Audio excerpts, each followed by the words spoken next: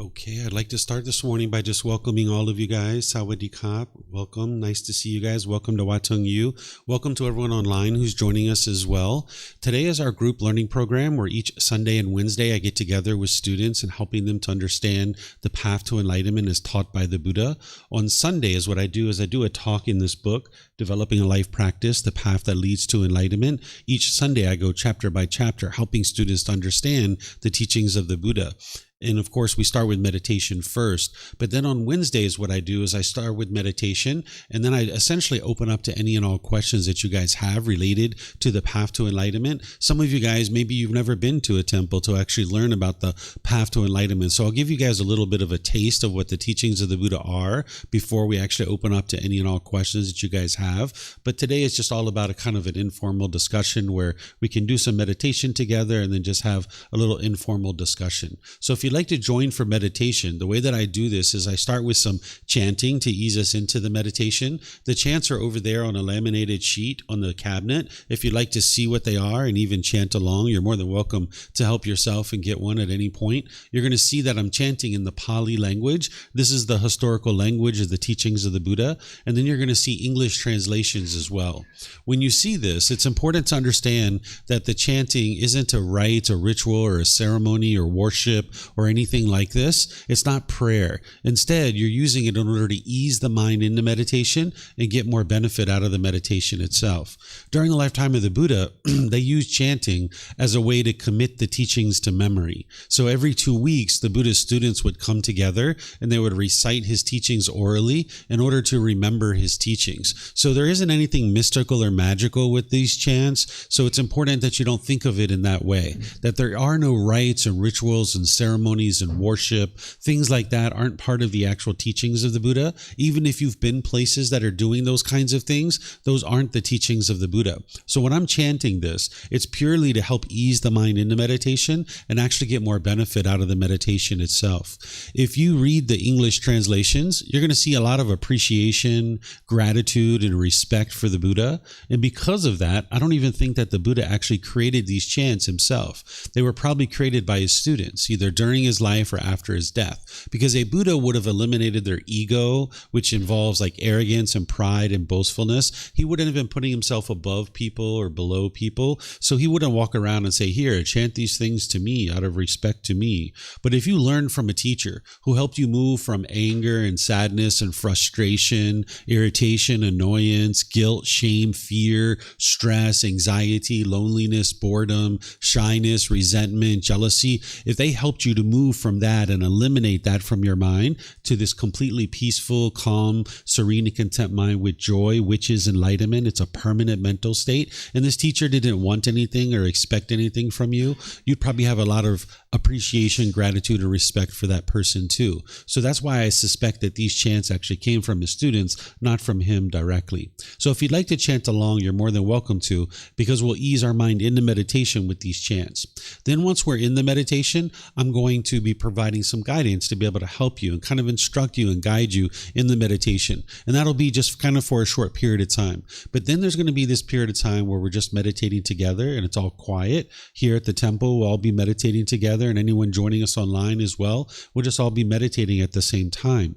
I'm sure you're going to hear an occasional sound. You might hear like a car going by, a bird chirping, the dogs barking, or something like this. But you'll never be in an environment where it's permanently quiet. It's not possible. So if your mind craves permanent quietness during meditation, when you hear a sound, you'll be frustrated, you'll be annoyed. But that's your own mind that's causing that. It's not anything external. It's your mind craving permanent silence. But if you understand that it's not possible to have permanent silence because the world's constantly changing, this is called the universal truth of impermanence, that the world's constantly changing, so you're not going to be in an environment where it's permanently quiet. Then if you don't have that craving for permanence, you can maintain your peace and your joy as part of that. So you'll see that there's going to be occasional sounds and things like this in the environment. In terms of your body position for meditation, there's 4 positions that the Buddha taught. He taught seated, lying, standing, and walking. And as part of your journey to enlightenment, you would learn these different positions at different times because they're useful and beneficial for different reasons. But I'll give you a little bit of guidance on the seated position because this is oftentimes how people are learning is in the seated position. So people will either sit on the floor, they'll sit in a chair. Maybe if you're at home, you're on a bench or a sofa or a wheelchair or something like this. You can really sit however you're comfortable. There isn't just one fixed way to actually sit. But I'll give you some guidance, some things that you can consider in order to help you to be more comfortable. If you're on the floor, people oftentimes like to have cushions under their rear, so you might decide to have some of those. And then if you're going to cross your legs, you would like those to just be lightly crossed. Whereas if they're real tight, this can impede the circulation in the lower body and cause pain. So you'd like your legs to just be lightly crossed. Some people like to put their legs off the mat. This gets their hips up in the air and it lessens the angle at the hips, the knees, and the ankles. So if you'd like to do that, that's an option as well. The Buddha put his right hand over his left with his thumbs together, and he put this into his lap. If this is comfortable for you, you could use it, but it's not about everyone doing it exactly the same way because we're all different, and we'll see that different things are feeling comfortable for one person for another. So you can't all be in exactly the same position. So there's other options for you to consider. Some people like to put their palms on their thighs or their knees. Some people put their palms up. Some people rest their hands comfortably on their lap. So you can do whatever is comfortable for you. So find whatever is comfortable and then you can use that. For anybody who's in a chair, people oftentimes like to put their feet either flat on the floor or lightly crossed at the ankles. But you can see me, I'm in a chair here with my legs crossed. So that's an option for you as well. And then you might put your hands and arms wherever you like, just like anyone who's sitting in any other position. You could, if you're sitting in a chair or a bench or a sofa or a wheelchair, just put your hands and arms wherever is comfortable. The upper body is helpful if this is erect, because if you were slouched, the mind could have a tendency to be dull or lethargic or complacent or sluggish. But if you were real rigid, the mind would be overactive or uptight. So you'd like the upper body to be in the middle where it's comfortable. This way it keeps your mind attentive and alert during the meditation. So by having your upper body erect with the sternum up and the shoulders back, not only does it keep your mind attentive and alert during the meditation, but it'll help you breathe in through the nose and out through the nose. Meditation is a dedicated, active, purposeful training session where you're eliminating certain unwholesome qualities from the mind or you're cultivating certain wholesome qualities in the mind. So you need the mind to be attentive and alert during the meditation so that you can actively train it to eliminate unwholesome qualities or cultivate certain wholesome qualities. So again, I'm going to chant to ease us into the meditation, and you guys are welcome to join along. And then I'm going to be back in with the guidance to be able to help you.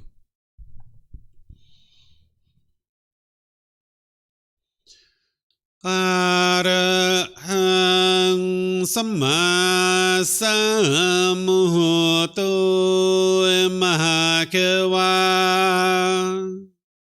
Bhutang Mahakavanang Apivateyami Savakato Mahakavata Tammo Dhammang Namasami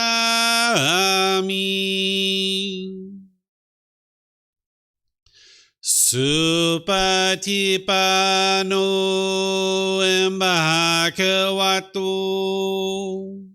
Sāvaka Saṅkho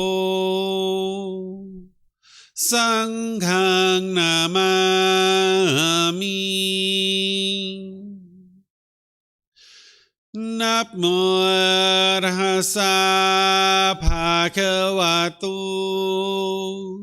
Arahato Samma Sambuddhassa Namo Arhasa Bhagavato Arahato Samma Sambuddhassa Namo Arhasa Bhagavato Arahato Samma Sambuddhassa Iti Pisu Emakawa Arahang Samma Sambuddho Vicacaranang Sammuno Sakato Rokavitu Anutero Purisa Dhammasati Satatawa Manusanang Poto Bhagavayati. Okay, with the lower body and hands and arms comfortable, in the upper body erect, just close the eyes and start breathing in through the nose and out through the nose. Here you're just looking to establish the breath. A nice, natural, steady, consistent breath. Not forced or controlled. Just a gradual inhale through the nose, experiencing the full breath. And then whenever you're ready, exhale out through the nose. Breathing in and out.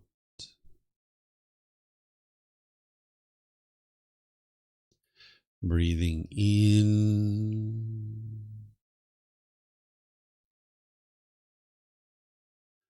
and out.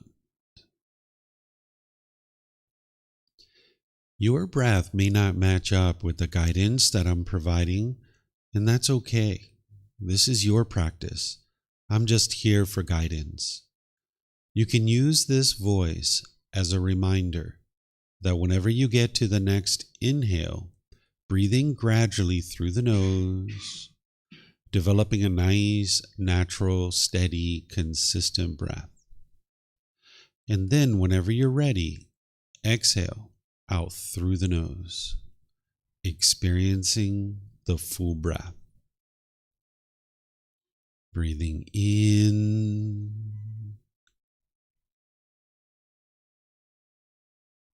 and out.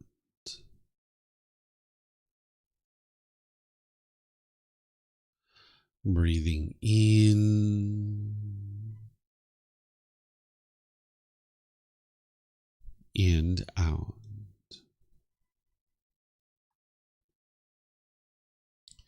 With the breath well established, start fixating the mind on the breath.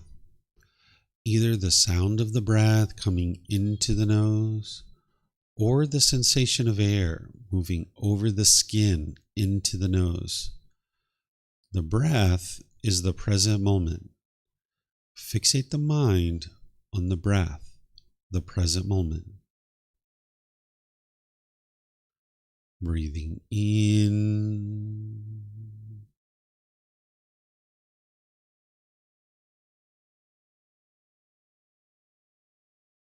and out.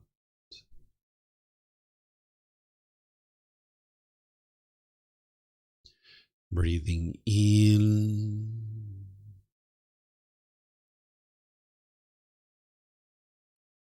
and out.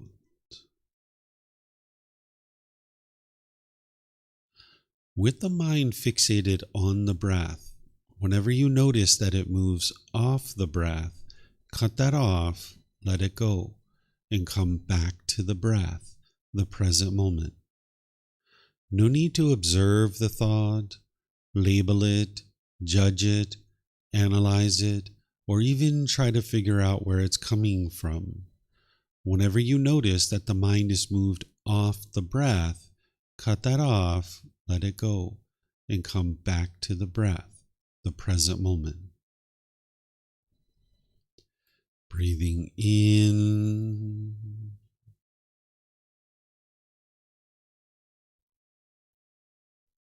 and out.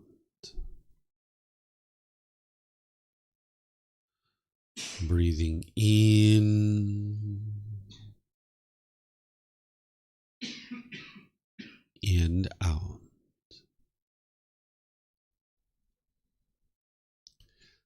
I'm going to be quiet now and let you do this work of focusing on the breath, cutting off and letting go anytime the mind moves off the breath. You have nowhere to go. There's nothing to do. No one needs you right now. This is your time to focus on the breath. Breathing in and out.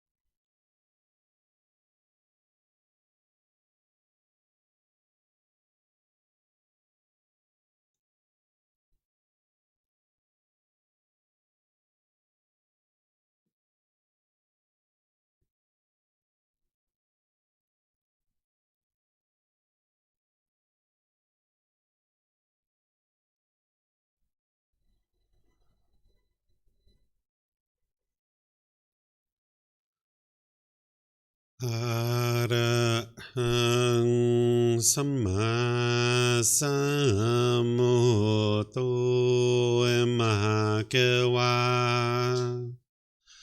พุทธังมหาเกวันนังอาภิวาเทมิ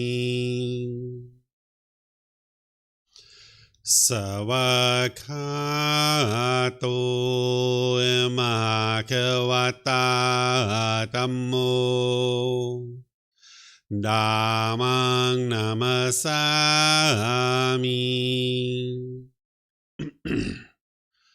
สุปฏิปันโนมหาเขวโตสาวกสังโฆสังฆังนามามินับโมตัสสะภะคะวะโตอะระหะโตสัมมาสัมพุทธัสสะนับโมตัสสะภะคะวะโตอะระหะโตสัมมาสัมพุทธัสสะนับโมตัสสะภะคะวะโตอะระหะโตสัมมาสัมพุทธัสสะอิติปิโสมะคะวะอะระหังสัมมาสัมพุทโธวิชาจารนังสัมมุโนสกาโตโรกาวิตุอนุเตโรปุริสาธัมมาสติสัตตาตาวามนุสนังพุทโธภะคะวะติ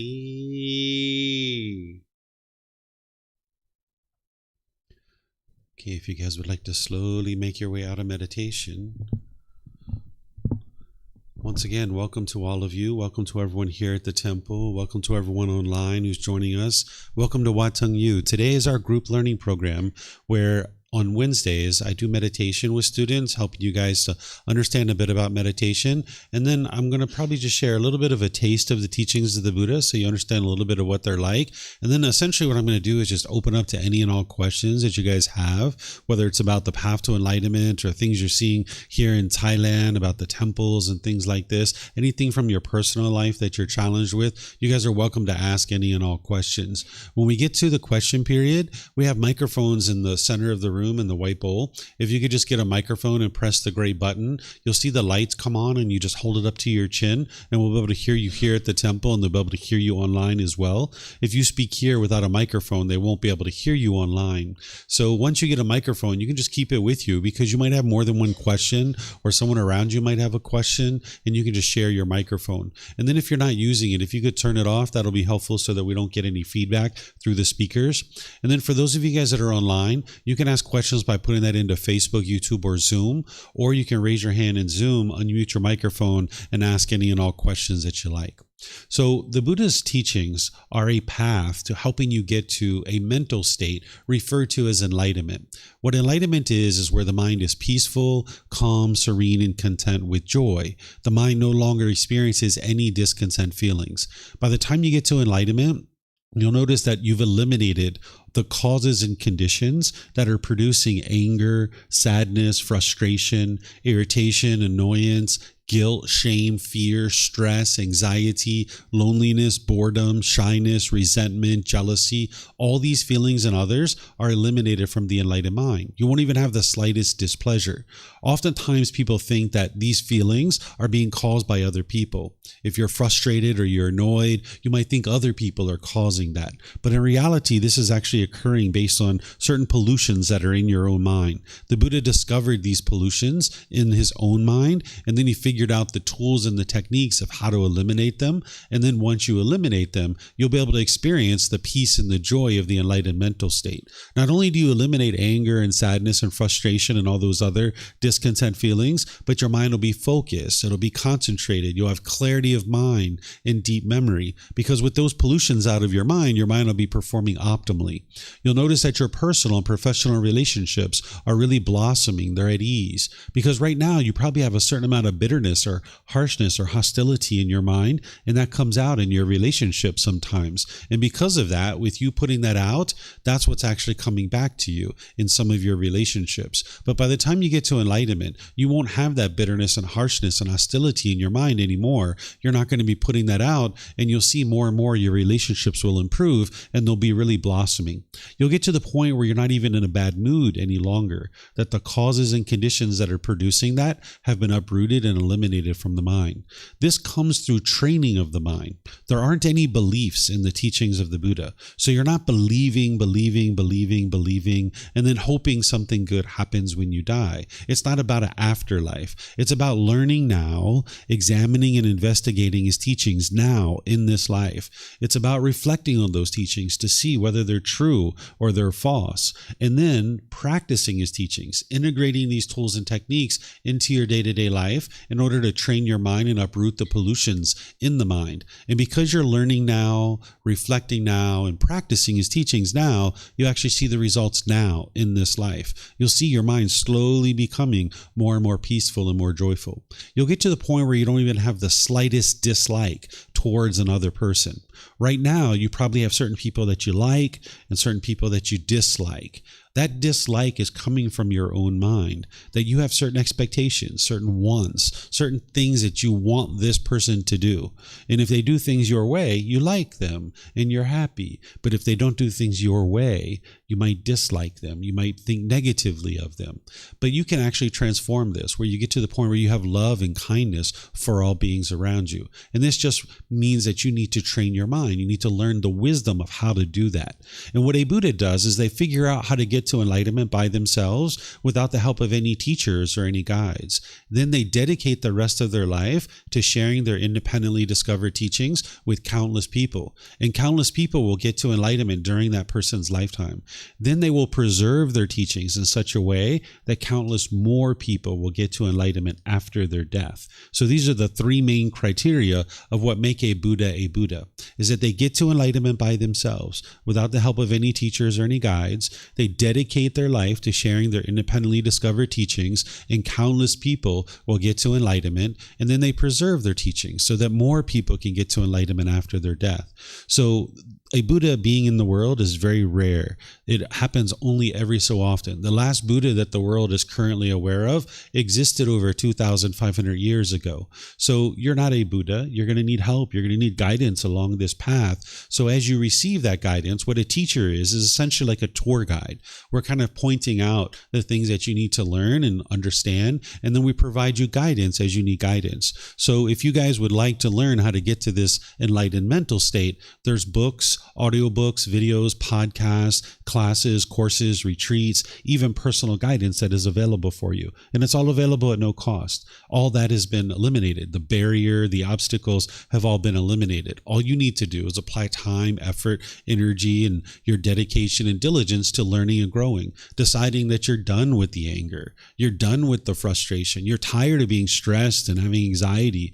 You're frustrated with having all the guilt and shame and the fear in the mind, and you'd like to get rid of all these things. So if you'd like to get rid of it, there's help for you. And it's the teachings of the Buddha that are going to guide you in order to be able to do that. And a teacher is just here to point out for you the things that you need, and you can get access to these things. So like, for example, our website has everything available for you for free. You can download the books for free. You can take them and go print them if you like. You can get printed versions here by just reimbursing us for the printing cost, or you can get them on Amazon if your country has access to Amazon. And then as you would like to attend classes, you can attend here or you can attend online, because we live stream all of our classes and courses and retreats. And then even if you'd like personal guidance, either here or online, you can schedule appointments and we can either meet here or we can meet in Zoom as you travel around the world. There's help for you to learn and grow and develop. The core central teaching of the Buddha is called the Eightfold Path. The Eightfold Path is 8 individual factors that he taught and how to train your mind. Essentially, the way you can think about this teaching is that if you had a speaker system and you were trying to get a better and better quality sound out of those speakers, you might have these 8 dials that you're kind of tweaking, and you're kind of tweaking these dials in order to get a better and better quality sound out of the speakers. Well, your mind works the same way. There's these 8 dials, these 8 factors that the Buddha teaches. And if you tweak this and you get it dialed into your life very closely, you'll see that your mind starts performing better and better because you're eliminating the pollutions of the mind. One of the pollutions that the Buddha discovered is something called craving, desire, attachment. This is the mind's wants and expectations, the longing, the yearning, forming your inner feelings based on whether you acquire this thing or not. It's almost like an unquenchable thirst. It's the mind thinking something external is going to provide lasting satisfaction. So you might chase after things. You might think like, oh, my life is kind of a little bit unsatisfied here. It's kind of incomplete. I know what I need to make that better. I need a boyfriend or a girlfriend. Let me chase after that for a while. Let me get one of those. That's going to make everything better in my life. So now you chase after that for a while and you get one and you're happy. But then over time, you get frustrated and angry and irritated, and now you guys break up, right? Or then you're like, oh, I know what I need. I need more money. That's what I need. That'll fix everything. Let me chase after more money for a while. So now you might chase after that for a while. And maybe you get more money and you're happy. But then all of a sudden, over time, your mind's happiness fades. And then you say, I know what I need. I need to go to Thailand. That'll fix everything. Let me go to Thailand. So now you go after that and you chase after that and you go to Thailand. And you're happy when you're in Thailand. You feel really great.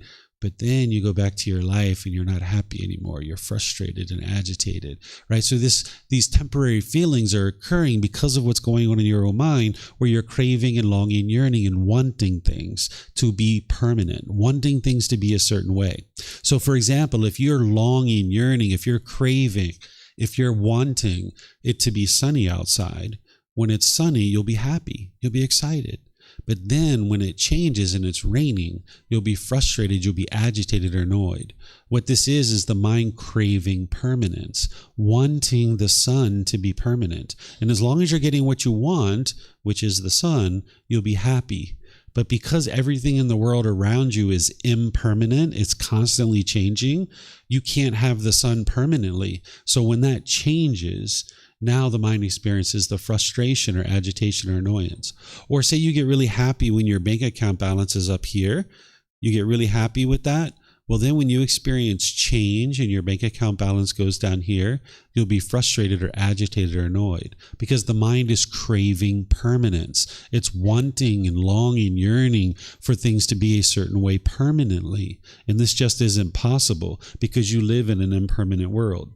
So these are just a couple of examples of how your mind is craving permanence. But you can look at your own life and you can see this for yourself rather than believe anything. Because remember, the teachings of the Buddha aren't based on belief. What I'm sharing with you is your own mind is causing your anger and your sadness and frustration and anxiety and stress and all these other feelings. But don't believe that. You need to look at your own direct experience and see if that is true. Look at a recent situation where you've been angry or frustrated or irritated or annoyed. Might have been this morning, might have been yesterday or last week. Look at that situation with these fresh eyes, because oftentimes what the mind does is it tries to blame other people for what you're experiencing. But look at that situation. There was something you wanted, and if you would have got what you wanted, you would have been happy. But because you didn't get what you wanted, the mind was angry or frustrated or annoyed. You should be able to see this for yourself. Like, for example, if you really wanted to go to Thailand and you really were longing, yearning for it, you were so excited to go to Thailand, and you showed up to the airport and your flight was delayed or it was canceled, you were probably angry or frustrated, right? Now you sat in the waiting area for 2 or 3 hours waiting for your flight, being frustrated or agitated or annoyed. This is because the mind's craving permanence. It's not the airplane company, it's not the airline that caused this. It's not the captain of the plane or anything like this. It's your own mind that was longing, yearning, craving permanence. And the thing is that these planes are not permanent. There's going to be a weather delay. There's going to be a maintenance delay. There's going to be a crew issue or some other thing, maybe a weather delay or something like this. But if you're craving permanence and you're longing, yearning, when your mind get what you want, you feel happy and excited. But when you don't get what you want, you get those painful feelings like anger, sadness, and frustration. And with the lack of wisdom of what I'm sharing with you, what the unenlightened mind will do when you experience those painful feelings is you will attribute it to something external. This is why you might have been pushing people away in your life. You might have been pushing friends away or pushing your family members away, thinking that they're the ones who are causing you to be angry or frustrated. Or you might be pushing a situation away. This is called aversion, where your mind's falsely thinking something external is causing these feelings, so you push it away. But that doesn't solve the problem, because you can see you still get angry, you still get frustrated, you still get annoyed. If this person was the true problem, when you push them out of your life, you wouldn't get angry or frustrated any longer, but you still get angry and frustrated. That's how you know that wasn't the problem. Now, they might have been doing something unwise, but you pushing them out of your life isn't going to solve your problem of your anger and your frustration within your own mind. The second thing the mind will do, if it's not pushing people away, when you experience those painful feelings, you might be bitter and harsh and hostile towards people through your intentions, your speech, and your actions. It's almost like an animal growling and roaring at another animal. It's the bitterness, the harshness, and the hostility coming out, because the mind falsely believes that this external thing is causing your anger, and you might even feel justified in being bitter and harsh and hostile to them. But this just damages your relationships. You can see in situations where you've done that, people have chosen to leave out of your life, right? Or the third thing you might do when you falsely think that the problem is external is you might start putting your expectations on people and trying to control people to do things your way. What the mind's thinking here is that if I can just get what I want, then everything will be perfect. So you might try to force other people to do things your way. So as long as you're pushing people away, you're being bitter, harsh, and hostile, or you're putting your expectations on people and trying to control them, you can't live harmoniously with all beings. So what the Buddha's offering you is sharing these teachings with you in a way that helps you to experience the peace and the joy and harmonious relationships where your mind can be at ease. Because when you're having struggles and difficulties in life, all this is that your mind's lacking wisdom. There's natural laws that the Buddha taught. He didn't explain a bunch of beliefs and things like this. What he's actually doing is he's not explaining to you rules and commandments of things that everybody has to follow. He's not explaining to you the way the world should be. He's explaining to you the way the world is. Because when you don't understand the world around you, you will struggle and you'll have difficulties. This is from the lack of wisdom. But when you cultivate wisdom about the world around you, then you will be able to navigate the world more peacefully, more joyfully.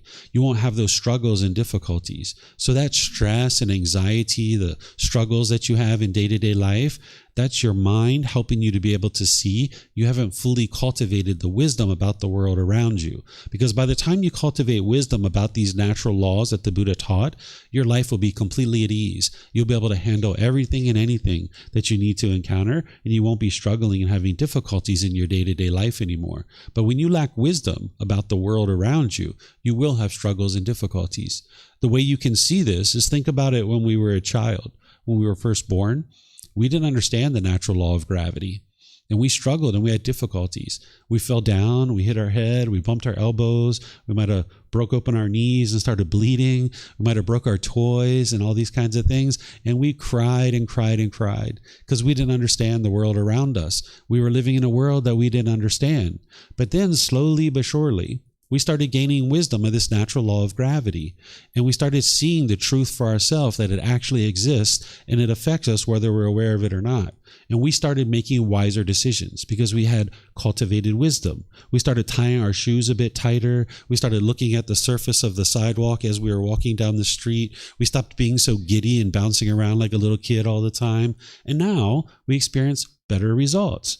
We've gotten to the point where we can climb ladders, we can ride bicycles, we can get on airplanes and fly all over the world because we fully awoke, meaning we've cultivated the wisdom of this natural law. That's what it means to be awake, that you've cultivated wisdom about the natural laws. So when you've cultivated the wisdom about the natural law of gravity and you improved your decision making, now you experience improved results. Well, there's other natural laws that are affecting you, whether you're aware of them or not. And what the Buddha is teaching you is about these natural laws. He's helping you to be able to see this cause and effect, or action and result, that when you make decisions wisely, you will experience wholesome results. This is referred to as wholesome karma. You might have heard the word karma being used. This word karma is from the Sanskrit language, where the word karma is from the Pali language.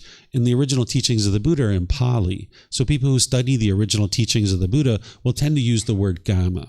And what this means is cause and effect, or action and result. It's the results of your decisions. It's not punishments and rewards. It's not anything mystical or magical. It's not about who's to blame or who's at fault. There's no being who's overseeing this and controlling this. It's essentially cause and effect, or action and result. It's the results of your decisions. And when you make decisions wisely, you will experience wholesome results, or wholesome karma. And when you make decisions unwisely, you will experience unwholesome results, or unwholesome karma. And when you don't understand this natural law, you will inadvertently make unwise decisions that is producing unwholesome results in your life, or unwholesome karma. And because of our lack of wisdom of this natural law in the unenlightened state, you'll think that what you're experiencing in life is maybe coming from other people. You might blame the things that you experience on other people. Sometimes people think that what they experience in life is good luck or bad luck, or they think it's destiny or fate. Or some people think that there's a being like God that is controlling what we experience in our day-to-day life. Or again, people might blame it on somebody else. But as long as you have that type of thinking, that means you're locked in and you can't change anything about your life. Because if it's good luck or bad luck that is producing the results that you experience on a day-to-day basis, you can't change that. Or if it's destiny or fate, you can't change that because that's predetermined. Or if it's this being of God or some other entity that's controlling what you experience, you can't change that. You're locked in. Or if it's other people that are causing the things that you experience on a day-to-day life, you're locked in. And this is a defeating perspective, right? This is not going to help you to be able to produce a better and better results in your life. So what the Buddha is showing you through the natural law of karma is that everything you experience is a result of your decisions. And if there's anything that you don't particularly care for that's going on in your life, all you need to do is cultivate wisdom, make different decisions, and you will experience different results. It really is that straightforward. The more that you cultivate wisdom of this natural law, you'll make different decisions and you'll experience different results. But if it's good luck, bad luck, destiny, fate, if it's God, if it's other people who are causing these things, we have no ability to change anything about what's going on in our life. So you can actually improve any aspect about your life. Anything that you don't particularly care for that's going on in your life, just cultivate wisdom about this natural law, make different decisions, and you will experience different results. So as you get to enlightenment and you're cleaning up your mind, purifying your mind of these pollutions that the Buddha discovered, you'll be able to awaken to these natural laws, cultivating wisdom about them, and now you'll navigate the world without struggles and difficulties.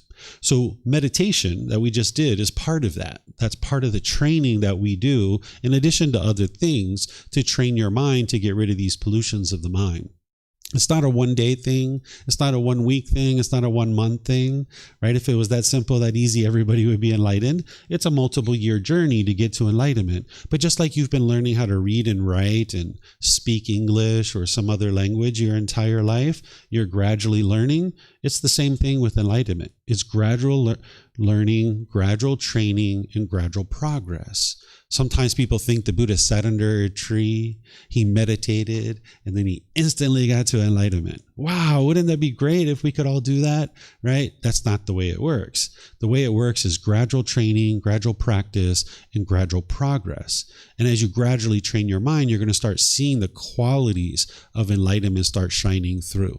So it's not like you're doing a bunch of work for 10 years and then just all of a sudden you're enlightened.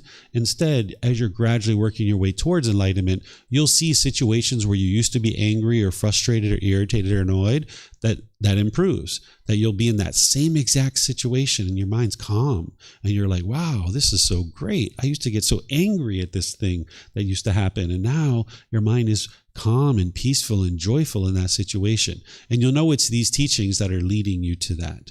So meditation is part of this. What the breathing mindfulness meditation is that we were just doing, where you're focused on the breath, and when the mind moves off the breath, you cut that off and let it go and bring the mind back to the breath. This is training your mind to let go, to let go, to let go. Because that's what's causing the sadness and the anger and the frustration, is the mind is holding on. It wants things to be a certain way.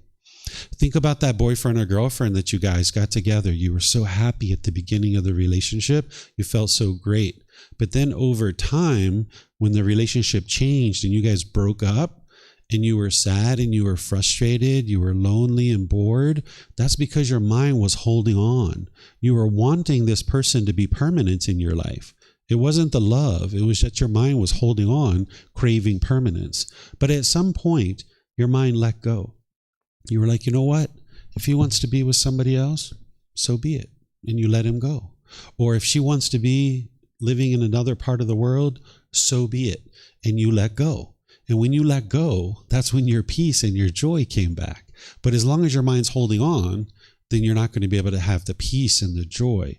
And the mind doesn't know how to let go. So that's why you're training it in meditation on a consistent, ongoing basis to let go.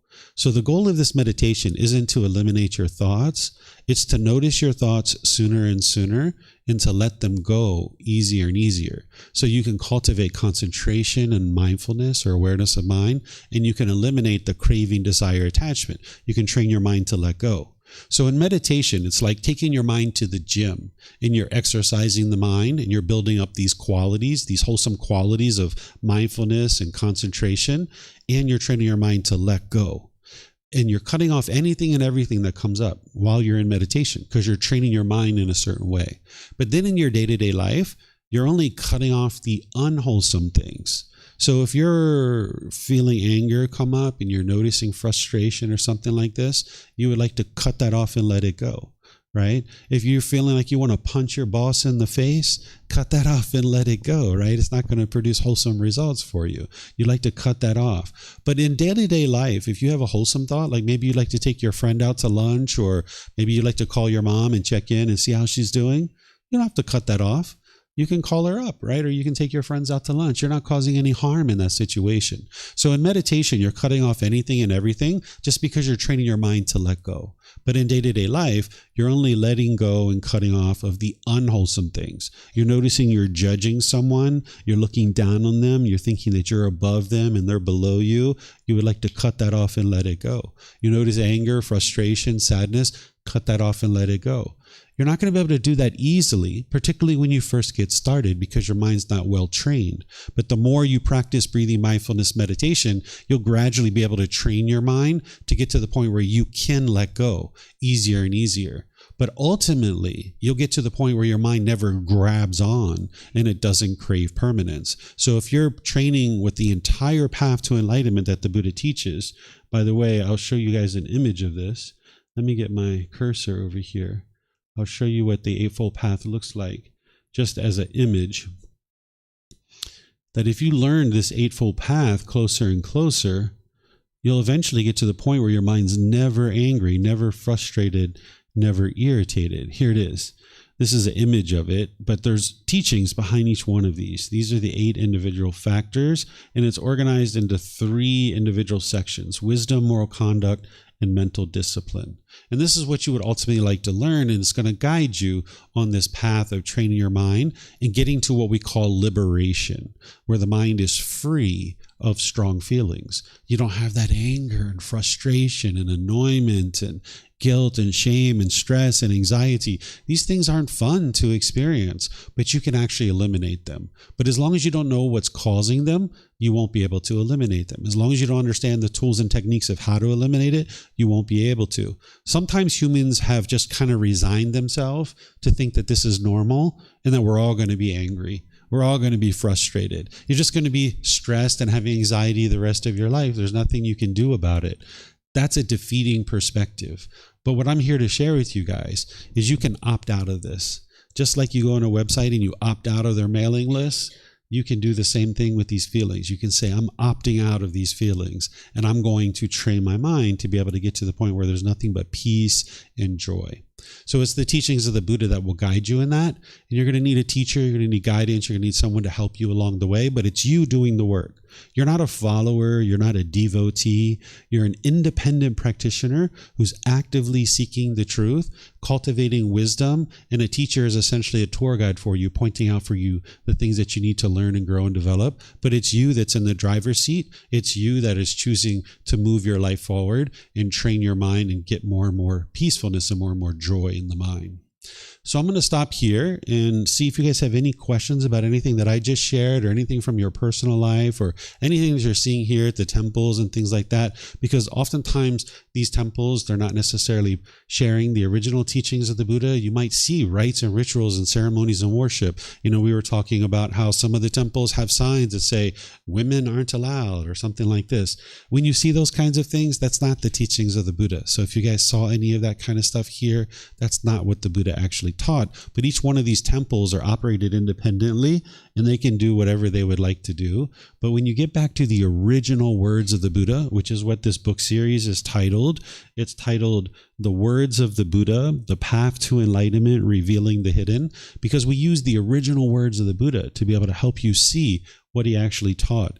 And, you know, if you come from like a Christian background or some other background, you might think like, of course, everybody's studying the original teachings of the Buddha, right? Because like the Bible is one book, or like the Torah or something like this. It's like essentially one book, a lot of these disciplines and traditions. But here in Thailand and in the Buddhist tradition, the Buddhist teachings are 45 large volumes of books that are this thick. And the average person doesn't actually have access to these. So the average person isn't typically studying the original words of the Buddha. So I'm here to help you guys with whatever questions you guys would like to ask. If you would like to ask something, if you could get a microphone here. For those of you guys online, if you guys could put that into Facebook, YouTube, or Zoom, or you could raise your hand in Zoom, I'll be pleased to help you guys with any questions that you guys would like to ask, whether it's about meditation or the path to enlightenment or any other aspect of the teachings of the Buddha that you would like to ask. You're more than welcome to do that. So it looks like this young lady has a question.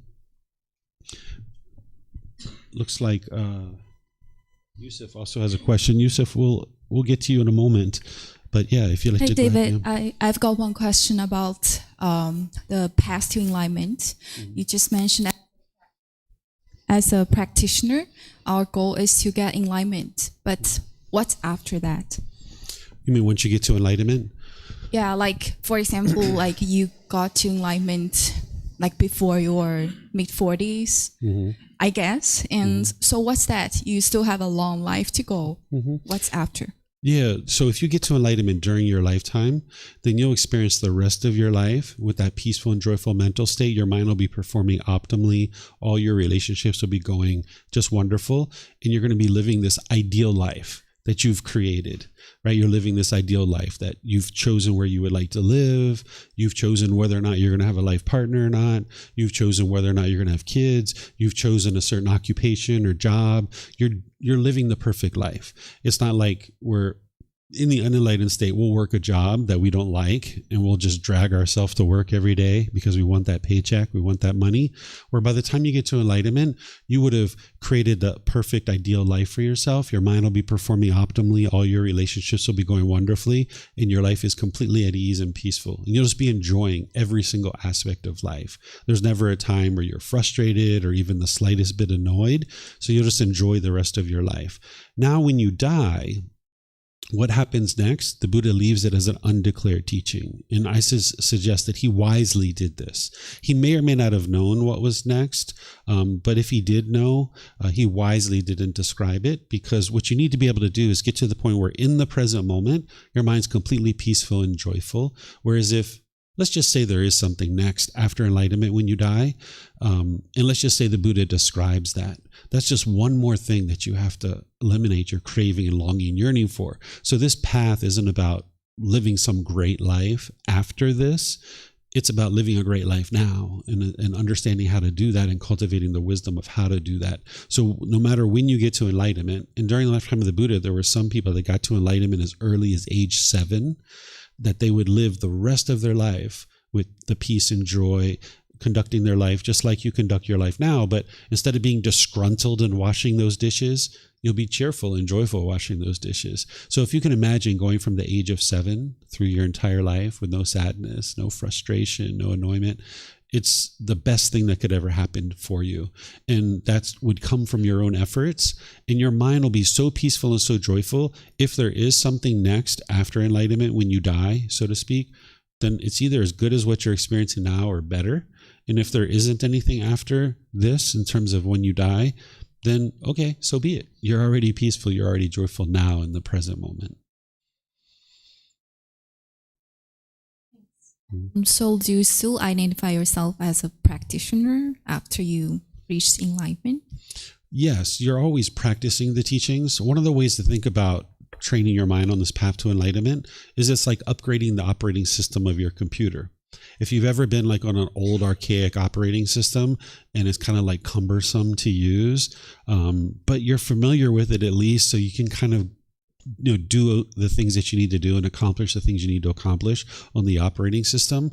But then over time, you kind of successively, upgrade the operating system of your computer. And as you're doing that, it feels a little bit uncomfortable because everything's changing on your computer and you can't quite figure out how to do the things that you used to do.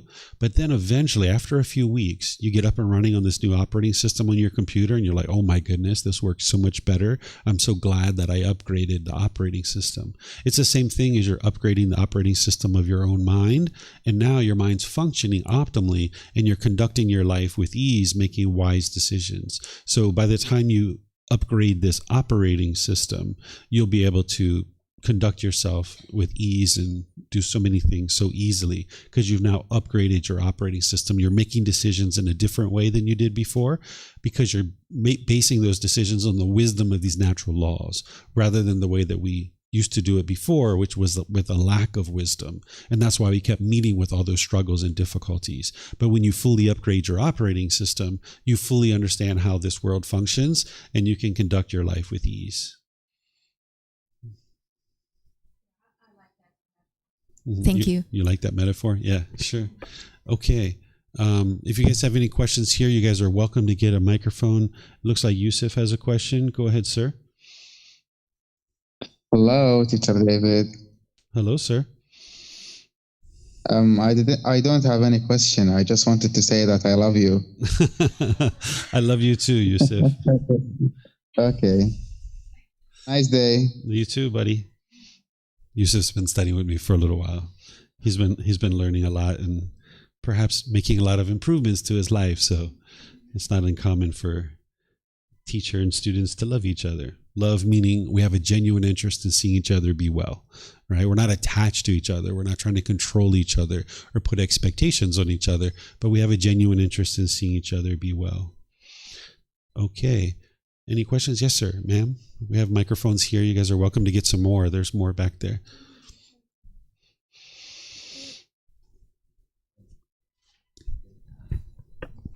Hello, Master. I always feel muscle pain and discomfortable when I sit, so it's difficult for me to concentrate. So what is the reason? Is my first question. Thank you. Is this when you're sitting on the floor or just sitting in a chair? Almost everywhere. Almost I everywhere. always feel my every part of my body do not feel comfort. But when I do sports, I will be better. So I think maybe it's when I do like that, I can't concentrate on my feeling and my heart. I just can feel everywhere is uncomfortable. So Sure. what should I do? Do you tend to have stress and anxiety in your mind? Yes. Okay. So when the mind is polluted with these pollutions that the Buddha discovered, and every unenlightened mind is that way, and everybody's been born that way, that everyone's born unenlightened. So everybody that is unenlightened have these 10 pollutions. You'll experience stress and anxiety and frustration and all these other discontent feelings. And when your mind is experiencing that, you'll experience pain in the physical body. And conversely, when your mind is tranquil, the body will be tranquil too. So if you train your mind through the Eightfold Path and uprooting these pollutions out of your mind, the more tranquil and peaceful that your mind is, you'll notice that the body won't have those aches and pains anymore. So you know how people get like tension and stress through their neck and their shoulders? Like maybe they work at work and they'll get all this tension, even headaches. This is all coming from the mind, that the mind being so stressful and having anxiety, now it manifests in the body as pain, physical pain. So if you train your mind through this, not only will your mind becoming more peaceful and more tranquil, but the body will be more comfortable as well. Okay, thank you. Another question is about how can we dealing with our desiration? We should let it go and know everything will change. So we could not to keep the permanent, or we should think I alone my desire, but I do not pay too much on it. I'm not sure about that. Yeah, so what the unenlightened mind can see very clearly is it can see like this chasing, that the mind's chasing and longing, yearning, and wanting things to be a certain way. And when you start letting that go, where you're not forming your inner feelings on things and you're not chasing after things like this unquenchable thirst, the mind will typically swing to the other side, which the unenlightened mind can see too, where it's dull and lethargic and sluggish and complacent and laziness. So these two opposite sides of the spectrum, there's not peacefulness and there's not joy in either side of that. Because if you're chasing after things, you can only be happy if you get what you want. And then you're sad if you don't get what you want. And then if you swing all the way to this other side where you're dull and lethargic and complacent, you're not really moving your life forward. So you're not peaceful there either. So the Buddha is inviting you to this middle way where you're pursuing things as a goal, as an objective or an interest. But you need to understand what a true goal is.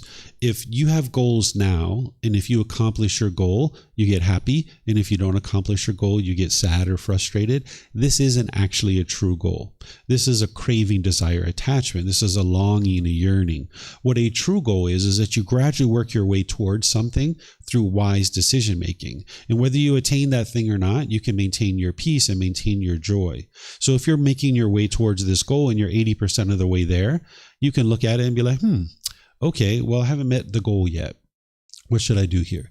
I can extend my timeline, give myself more time. That's one option. I can add more resources to this and help me to accomplish this and be able to achieve what it is that I'm working towards. Or you know what? 80% is fine. I'm fine with 80% because it's serving everything that I need.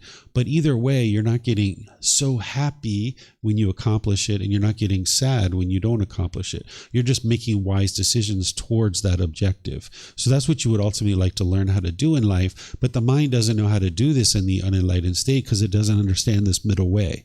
It only understands chasing, and it only understands dullness and lethargic and laziness. It doesn't understand how to gradually work towards things, because what the mind's doing is it's chasing chasing those pleasant feelings. The mind thinks if I just get what I want, I'll get those pleasant feelings. It's almost like a drug. It's almost like being addicted to that high that you experience with the happiness and excitement, but you don't see the painful feelings waiting for you on the other side.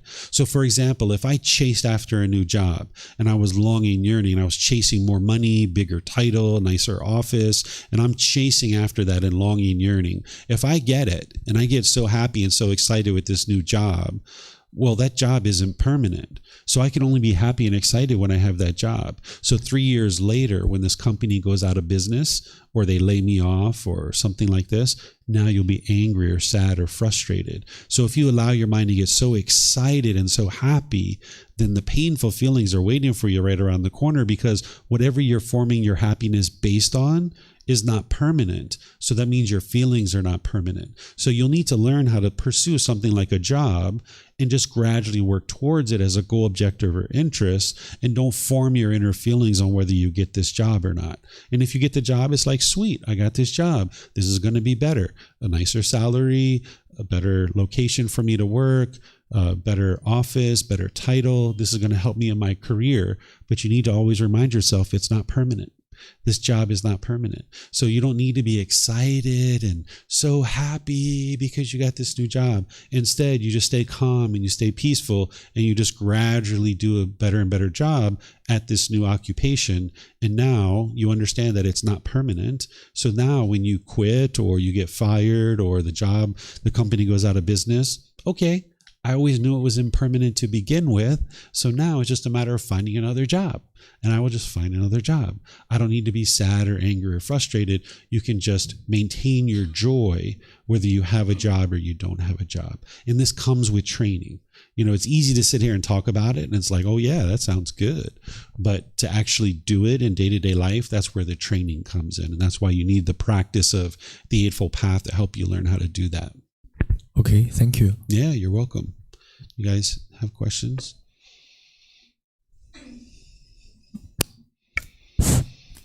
My question is, I just feel like I can get easily distracted sometimes, and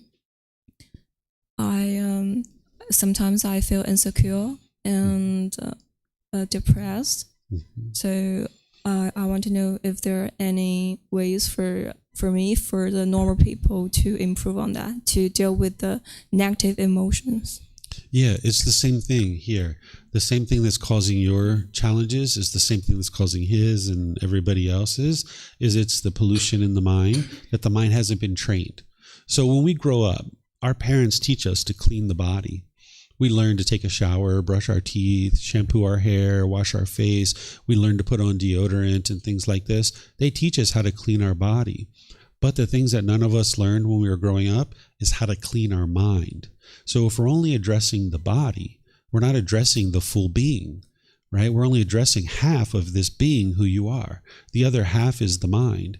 So here in Thailand, they grow up learning how to train their mind, right? So not only are they cleaning their body, but they're cleaning their mind. That's what the path to enlightenment is a purification of the mind. So since we didn't learn that growing up, now you're an adult, you can actually choose to learn this, of how to train your mind and clean up your mind, because going through life with a polluted mind is no fun, right? It's going to just produce lots of stress and anxiety and frustration and agitation and annoyance and all these things. So if you are interested, you can learn this slowly but surely through audiobooks, books, videos, podcasts, classes, courses, retreats, personal guidance.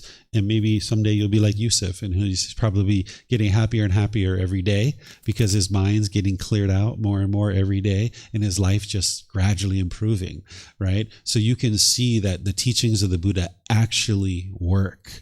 They actually lead to exactly what he said, which is this peaceful and joyful mental state. But you have to be able to see that truth for yourself through gradual training. So I can tell you all day long, yeah, these teachings lead exactly where the Buddha said, but you don't know that to be true until you actually practice them yourself. But you'll keep experiencing that lack of concentration and all those other problems within your own mind as long as you're not training your mind.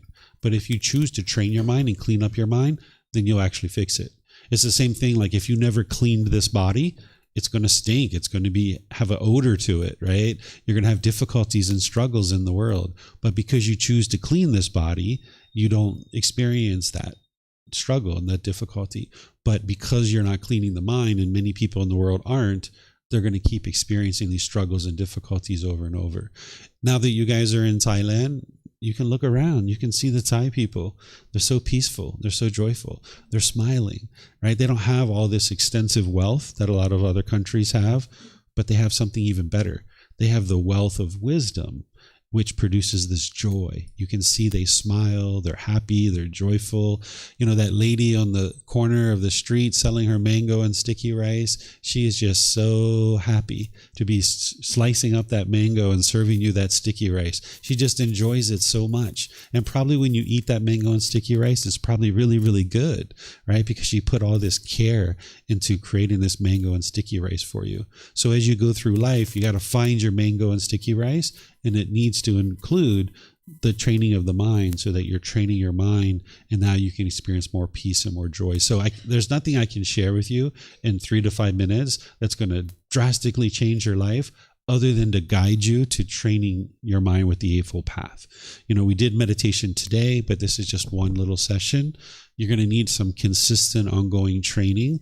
And just like you're cleaning the body, if you clean the mind by training it, then you'll experience significant peace and joy as you're making your way closer and closer to enlightenment. Thank you. You're welcome. You have a question? Excuse me in advance if my English is not good. I'm sorry. Your English is sorry fine. For that in advance. No, you're fine. You're fine. You talk about emotion before, and I wanted to know, so we need to feel better in our life. We need to arouse bad emotion like sadness, anger, something like that to feel better in our life.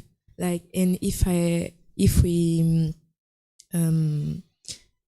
met a situation, example, I'm sad because someone like left, or I'm angry because some things doesn't happen like I want it. I need to erase this emotion just in my life. What you need to do is eliminate the cause and condition that's producing it. What's producing it is the craving, the wanting things to be permanent. So for example, if you're in a relationship and you guys first get together and you're so happy and excited, well, when you guys break up, you're going to be frustrated because the mind's experiencing this change, this impermanence. So one of the ways to say that the mind craves permanence is to say that the mind does not like impermanence. So when you experience change in your life, this is where the mind doesn't like it. But the thing is that you live in a world that's full of change. There's constant change, but the mind doesn't understand that. So you're not eliminating the emotion, even though that's what will happen. You're actually eliminating the cause of it, which is the craving, the desire, the attachment, the craving for permanence, where you understand, like, I think you guys are friends, right? Or maybe you've recently met, right? You guys came together as friends. You have this friendship, but you're not going to always be together because of impermanence. So for example, if you are only happy when you are with your friend, that means when you're away from her, you'll feel lonely or bored or frustrated or something like this, because the mind is basing its feelings on, if I have this thing, I'll be happy. But if I don't have it, I'll be sad or frustrated. So you'd like to get to the point where you can enjoy your time together, but you know that it's not permanent. And now when you're away from each other, you can enjoy that too. Whereas if you can only enjoy when you're with this person, your mind is attached and you're not going to experience the peace and the joy permanently. You can only be happy when you're together. So the mind, essentially in the unenlightened state, it's like, if my mom and dad do this, if my boss does this, if the weather is this, if the bank account is this, then I'll be happy. But if all those things aren't true, then I'm not going to be happy. Right? So your mind is like, the amount of happiness that you can have shrinks. It becomes less and less and less as your expectations and your wants grow. This is why some people are old and grumpy, right? Because they have so many expectations in their mind. They want things to be a certain way that they've accumulated their whole life, that now nothing is satisfying to them. Everything, they're irritable and grumpy about everything. But you don't have to be old and grumpy. You can actually be old and cheerful. You can be old and joyful, but you need to train your mind to not have that longing, yearning, and wanting things to be a certain way. Then you can experience complete peace and joy all the time. Thank you. And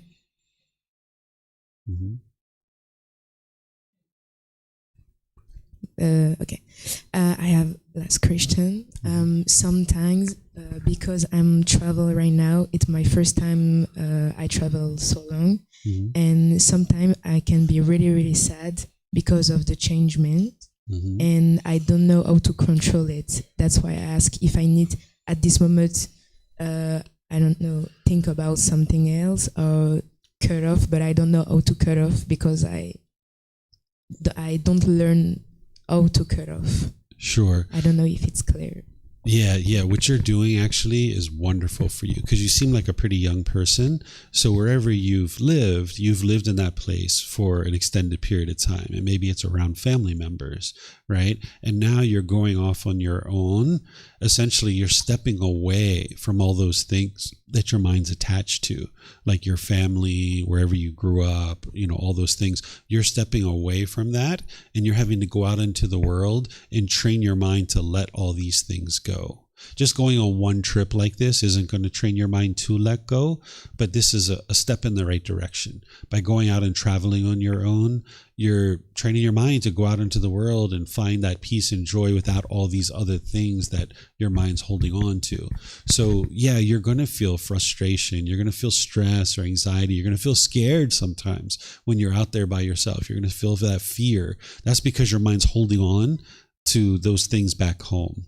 So there's two things that you need to do. You need to distance yourself from the object, and then you need to train your mind to let it go. But because your mind hasn't been training in this Eightfold Path, you're going to find it hard to let go.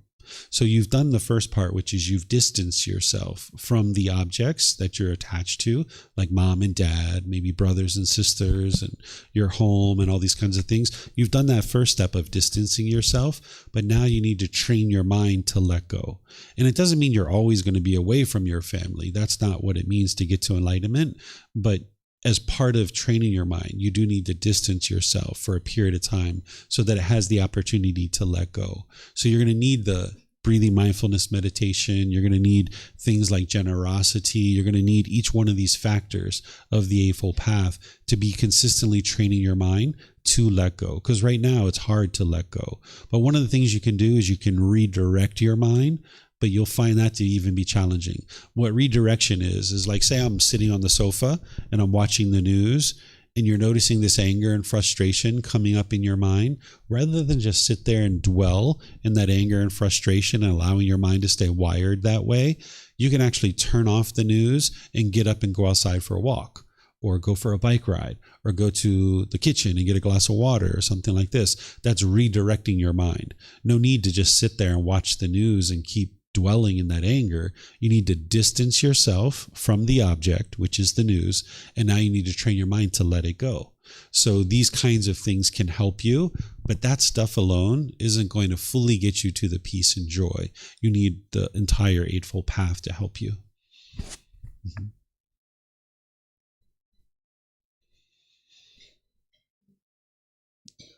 You're trying to say thank you? Thank you for the response. Yeah, no worries. Pleased to help you. Any other questions here that you guys would like to ask? Yes, ma'am.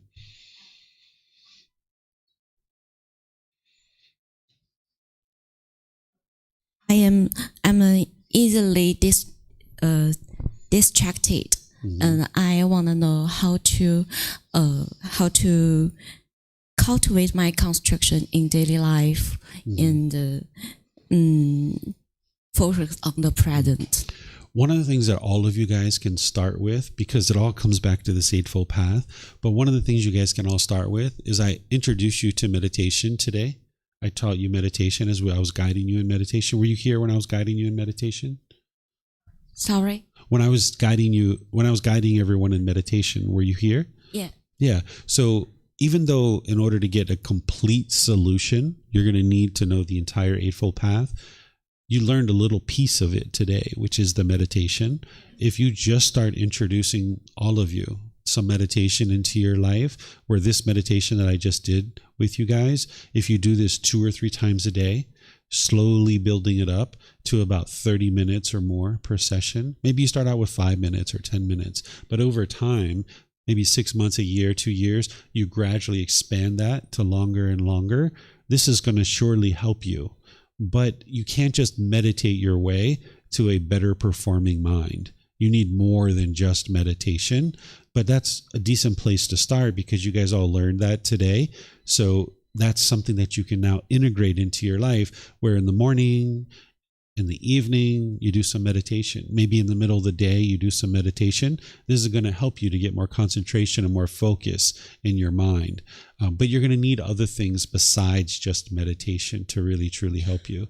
And that's where I suggest you guys get access to these books that I share, that you attend classes, that you learn through the courses and retreats and things like that. That's going to really help you to be able to fully understand all the training that the Buddha shares with you of how to train your mind.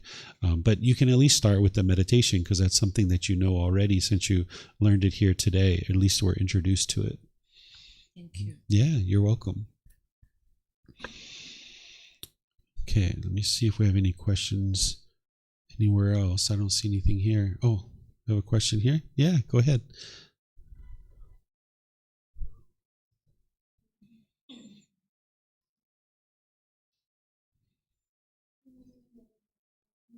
Not yet. Hear me? Yeah, there we go. Hey, good morning, everybody. Because I just missed the part of meditation because I was late. But as you, I don't know how to call you, and with all my respect, and based on the question the other people asked you, and you mentioned about a lot the permanent or impermanent.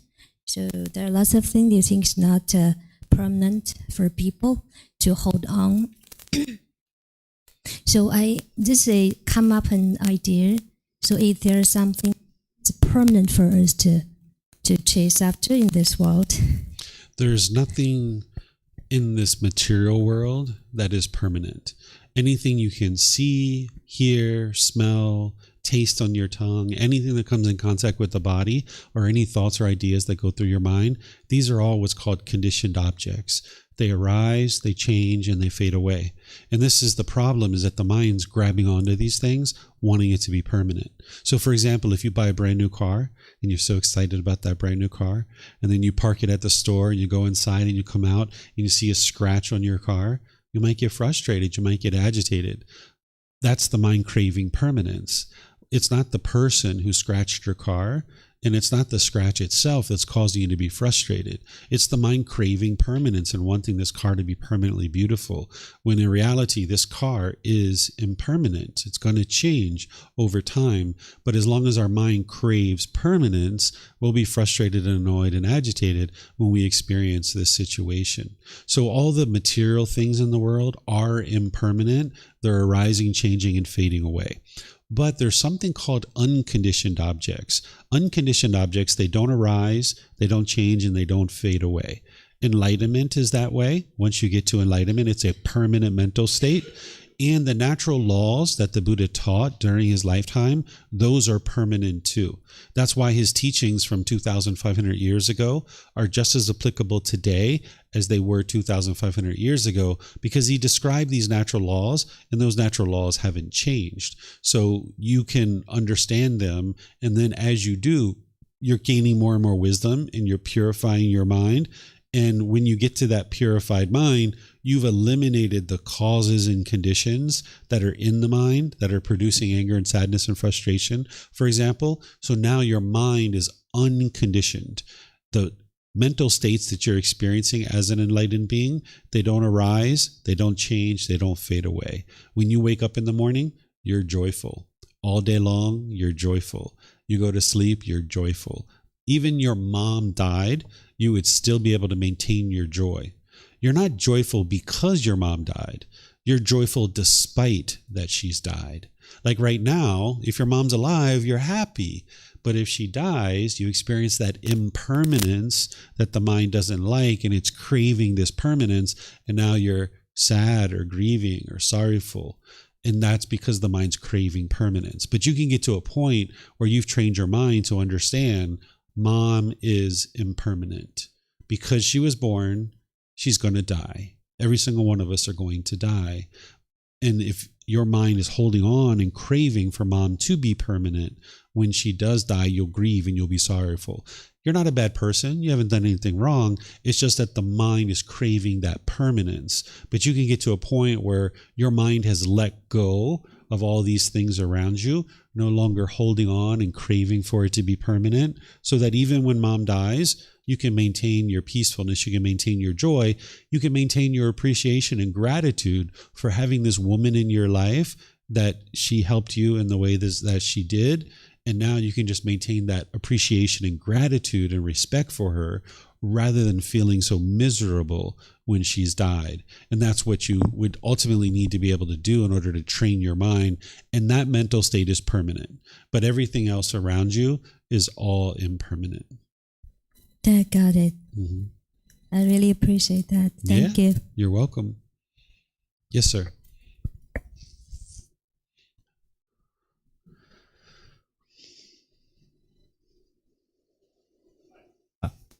Hi. I was wondering if you had any advice on how to deal with guilt from not meeting expectations of your family. Sure. One of the beauties about the teachings of the Buddha is all of these feelings are coming back to exactly the same thing: craving, desire, attachment, wants, and expectations. So your family is going to have certain expectations for you. And as long as you keep trying to meet those, you'll never be happy permanently, and neither will they. Because when you work really hard to meet their expectations, you'll be dragging yourself through thick and thin to do that. You'll be happy and they'll be happy for a period of time when you meet their expectations, but then their expectations are going to go, and they want more, right? I learned this very early in life. When I was about 17 or 18, my family came to me and they were like, David, you're spending so much time with your guy friends. Why don't you go get a girlfriend? I thought about it for a couple of months and I was like, all right, I'll go get a girlfriend. They want me to go get a girlfriend. I'll go get a girlfriend. So I went and got a girlfriend, started spending time with her. And they came to me a few months later. They're like, you're spending too much time with your girlfriend. You need to spend more time with us. And I was like, you know what? I'm not going to try to meet their expectations anymore. And it was beautiful. From that point forward, I stopped trying to meet their expectations. And I realized that this is my life. They're living their life. And I need to do what I would like to do. So whenever your parents are putting expectations on you and trying to control you, what they're thinking is that they're going to get to happiness by forcing you to do things their way. They're trying to get their cravings, desires, attachments fulfilled. And you can't do that. If you meet their expectations, they'll be happy temporarily, but then they won't be happy anymore because they're going to have more expectations for you. So whenever your family's putting expectations on you, just set it to the side. I even said to my family one time, I said, I am never going to meet your expectations. They were like, huh? I was like, yeah, my goal in life is not to meet your expectations. And I did it very lovingly, right? My goal in life is not to meet your expectations. My goal in life is to create the life that I would like to live. You guys are living your life. And I suggest that you guys live your life the way that you would like to live it. And I'm going to live my life the way I would like to live it. And I'm not going to meet your expectations. And that's not my goal in this life. And, it really took them by surprise. Their head was kind of spinning for several months, but eventually they got adjusted to that and I got adjusted to it. But they're not going to just instantly stop putting their expectations on you. They're still going to keep doing that. And you just have to notice it as that's their expectations and just set it to the side. And you create the life that you would really like to create. And that's what's going to lead to your peace and your joy. And if they get angry and frustrated because you're not meeting their expectations, they're the ones who are causing that anger, not you. It's because they have expectations that their expectations are causing their anger, not you. Because you'll never live up to your family's expectations, never. But that's not the problem. The problem for you isn't their expectations. The problem is that you're adopting their expectations in your own mind and making it your expectations. So now if you get rid of that and you just say, hey, I've got these goals, I'm going to work towards them. And if I accomplish them, great. And if I don't, I'll figure out something else. And then if your family is trying to put expectations on you, just set it to the side and realize that your goal in life isn't to meet their expectations.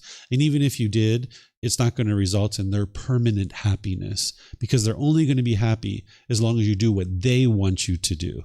This is the mind's selfishness, trying to control other people.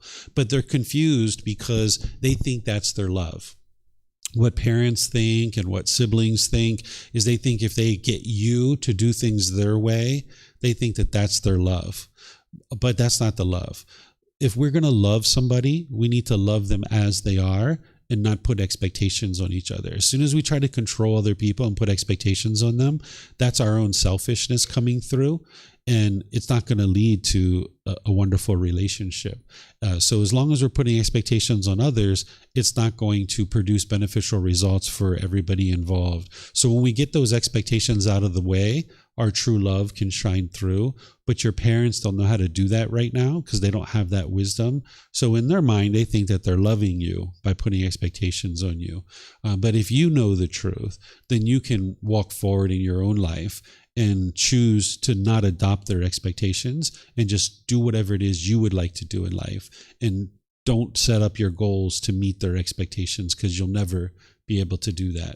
It'll just be one thing after another that they keep wanting you to do. It's like feeding a monster, right? If like when I gave my family the girlfriend, they wanted me to get a girlfriend. Okay, they were happy for a period of time, but then they wanted more. They wanted more. They wanted more. They wanted more. It's kind of like someone might say, oh, you need to get married. Okay, let me get married. Oh, now you need a baby. Okay, you have a baby. Okay, now you need a better job. Okay, better job. Now you need a better house. Oh my goodness. It's just going to be one thing after another. So just set all that aside and you'll be much happier, much more joyful because of it. Mm-hmm. Mm-hmm. Thank you very much. Yeah, that's a brilliant response. Yeah, you're I appreciate welcome. That. Mm-hmm. This question comes from my wife. Okay. And is she sitting next to you? Is that your wife sitting next to you? Yes, sure. Okay. And she is always fear insurance and always worry about losing what she has now, but she don't know how to control the emotion. So. Okay. So that's the mind holding on. You said that she's having she's purchasing insurance. Is that what you said? Yeah. So when you have material objects, the mind works really hard to acquire them and have these material possessions. So now the mind clings to it and holds on to it, wanting it to be permanent. So you need to learn how to acquire these certain things that you need in life, but understand that they are impermanent. Okay. So for example, these mobile phones, oftentimes people are very attached to their mobile phone. And then let's just say they misplace it. Or they lose it, they'll be very shaken up by that, right? Or say you drop it and it breaks, your mind will be very frustrated and agitated with that because you're craving for it to be permanent, where you've got to realize that this phone is impermanent. So one of the things you can do, for example, is you can leave your phone at home sometimes. Even here, you guys are in Thailand, leave it in your hotel. Go outside without it. You'll feel uncomfortable when you're doing it. It'll feel really uncomfortable. You go out for several hours, and then ultimately when you come back to where your mobile phone is, don't go look at it right away. Just leave it there and just go do something else in your hotel room or in your house or what have you. And then after 30 minutes, an hour or two, then you go check it and you look at it. And then you take it with you for 2 or 3 days outside. But then on like the 4th or 5th day, leave it at home again. Go outside without it. And you'll see that you're a little bit more comfortable that second time you go out. And now you do the same thing when you come home. Don't go check it right away. Wait 30 minutes, an hour, 2 hours, and then check it. And then wait another week or two and leave it at home again and go back outside. You'll see each time you do this, your mind's going to be getting more and more comfortable with this. And you'll start to learn that this phone is not permanent and you can function in the world without it. So that's what I would suggest is like some of these things that she has, some of the material possessions, is she needs to introduce some impermanence because they're already impermanent. She's going to meet with impermanence at some point, but if you can introduce some impermanence into it, it gives you an opportunity to train your mind to let it go so that now when you use it, it's like, great, I've got this phone, I can use it, but my mind's not clinging to it. So when I trained my mind to eliminate my mobile phone, the attachment to my mobile phone, I felt great. It felt wonderful. It felt so peaceful. And about a year after that, I actually dropped it and the screen, broke and it shattered. And I looked at it and I started laughing, right? I was like, of course it's impermanent. Of course it broke. I started laughing. And then I was like, oh, I need to go get another phone. So I went to my wife. She had a spare phone. I started using her phone, right? But if I hadn't trained my mind to let go of that phone, I probably would have been angry or sad or frustrated when it broke. But because my mind had already let it go, when I saw the screen had shattered, I just started laughing because I thought it was comical because it was like, there it is. It's impermanent, just like the Buddha said, right? So you're going to need to gradually do this with all your material possessions that you're training your mind to let go. Whether it's jewelry or something like this, sometimes leave it at home and go outside without it. Sometimes you can go out with it, but slowly but surely train your mind that all these material objects are impermanent. Yeah, you're welcome. Okay. You have a question? Hi. I'm just curious about the next part of our conversation. We were having a conversation last week when we went to the trip, and you didn't finish because the cable car to take us to Temple Cave.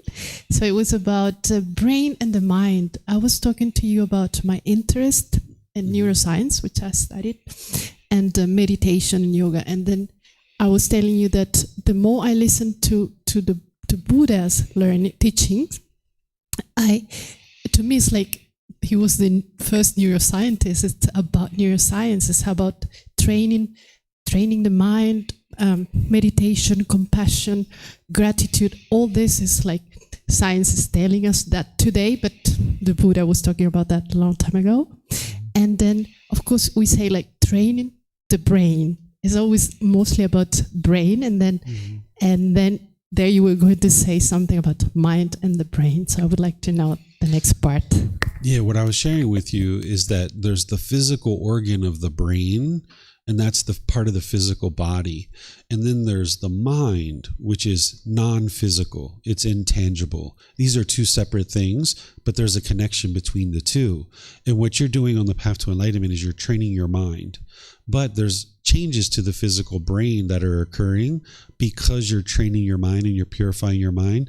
You'll see that there's changes to the physical brain. Doctors or researchers, scientists are showing us this now because we have MRIs and CAT scans, where during the lifetime of the Buddha, those things didn't exist, where now we can actually see it. And you can actually sometimes hear it when you're actually meditating and stuff. I noticed one time that I could hear it. It was like... you could hear it actually changing inside the skull. And I used to walk around with a lot of pressure in my skull, and I used to get migraine headaches and all these kinds of things and vomiting sometimes, where I don't experience any of that stuff anymore. The pressure's gone, the migraine headaches are gone, the vomiting with that kind of stuff is gone. I don't experience any of that kind of stuff. So when you clean up your mind and you're training your mind, the physical structures of the body will change, including the brain.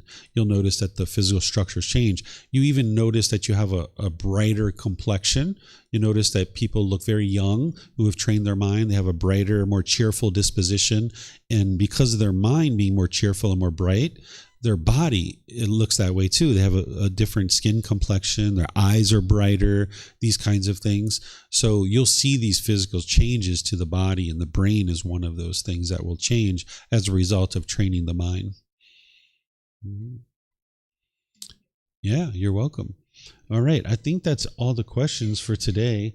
So I'm just going to end class by thanking all of you guys. Thank you for joining. I appreciate your interest to learn the teachings of the Buddha.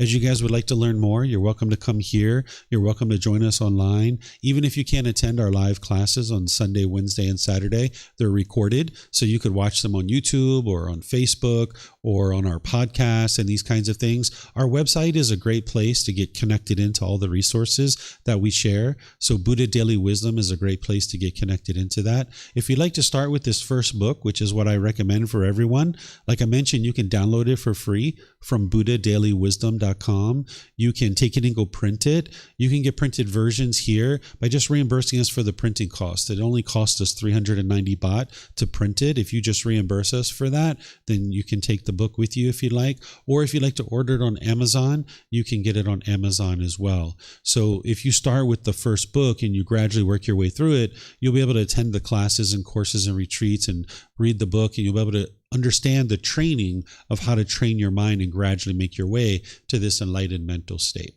As you would like help, feel free to reach out and I'm here to help you. This Sunday in our group learning program, I'm going to be teaching chapter 17, which is titled Eliminating Fears. Are you really scared? I'm going to teach you how to eliminate your fears. So whatever fear it is that you have, I'm going to teach you how to actually eliminate it, giving you very tangible things. So today was just like an open question discussion period, but on Sundays, I actually go through in detail and actually teach you things from this book. So feel free to read that if you'd like, or come to class, or attend through our live stream, or watch the recording. However you'd like to attend, you're more than welcome to do that. And if you'd like to reach out for help, feel free to come and talk with me. I'll help you with any kind of personal questions that you have that you would like assistance with. So perhaps I'll see you guys in one of these future classes. Have a very wonderful and lovely rest of your day. We'll see you next time. Sawadee kap, sawadee kap, sawadee kap.